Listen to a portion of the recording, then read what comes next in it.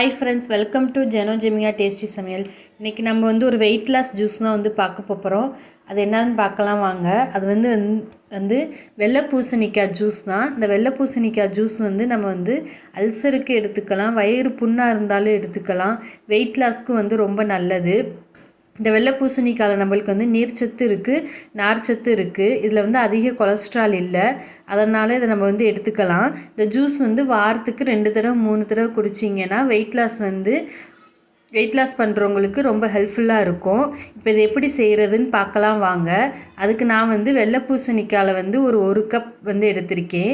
அதில் தோலை நீக்கிட்டு, க்ரீன் கலரில் தோல் இருக்கும், அந்த தோலை நீக்கிட்டு கட் பண்ணி வச்சுருக்கேன். ஒரு கப்பு, ஒரு காத்துண்டு இஞ்சி, புதினா கொத்தமல்லி ஒரு இது, ஹாஃப் லெமனு, 10 மிளகு, 1/4 டீஸ்பூன் சீரகம். இப்போ இதெல்லாம் நம்ம ஒன்றா மிக்ஸி ஜாரில் போட்டு நல்லா மையாக அரைச்சி எடுத்துக்கலாம். நம்ம எதுக்காண்டி மிளகு சீரகம் போடுறோம் அப்படின்னா சளி பிடிக்காமல் இருக்கும். அதுக்காண்டி தான் நம்ம மிளகு சீரகம் போடுறோம். உங்களுக்கு இதோட நீங்கள் மிளகு சீரகம் போடலை அப்படின்னு நினச்சிங்கன்னா அரைச்சிட்டு அதுக்கப்புறம் கூட மிளகுத்தூளும் சீரகத்தூளும் போட்டு நீங்கள் கலக்கி குடிச்சிக்கலாம். இப்போ நான் இதில் மிக்ஸி ஜாரில் வெள்ளை பூசணிக்காய் 1 கப்பு, ஹாஃப் துண்டு இஞ்சி, 10 மிளகு, 1/4 டீஸ்பூன் சீரகம், 2 கொத்தமல்லி, 2 புதினா போட்டிருக்கேன். போட்டுட்டு டேஸ்ட்டுக்காண்டி ஒரு 1/4 டீஸ்பூன் உப்பு ஆட் பண்ணிக்கோங்க.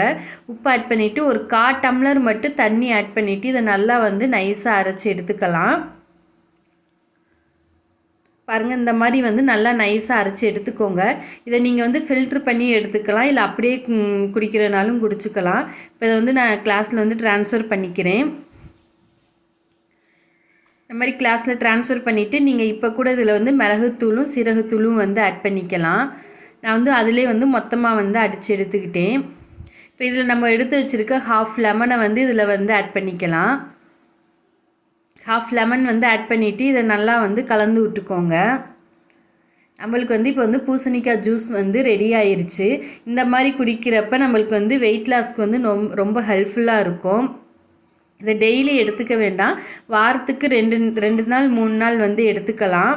வெயிட் லாஸ் பண்ணுறவங்க, அல்சர் உள்ளவங்க எப்படி சாப்பிட்ணுன்னா இதே வெள்ளை பூசணிக்காய் 1 கப் எடுத்துகிட்டு அதோட ஒரு 2-3 டேபிள் ஸ்பூன் தயிர் ஆட் பண்ணி மிக்ஸி ஜாரில் நல்லா நைஸாக அரைச்சி எடுத்துக்கோங்க.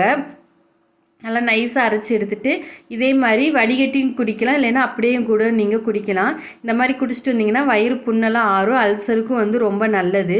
கண்டிப்பாக இதே மாதிரி ட்ரை பண்ணி பாருங்கள். ட்ரை பண்ணி பார்த்துட்டு எப்படி இருக்குன்னு சொல்லுங்கள்.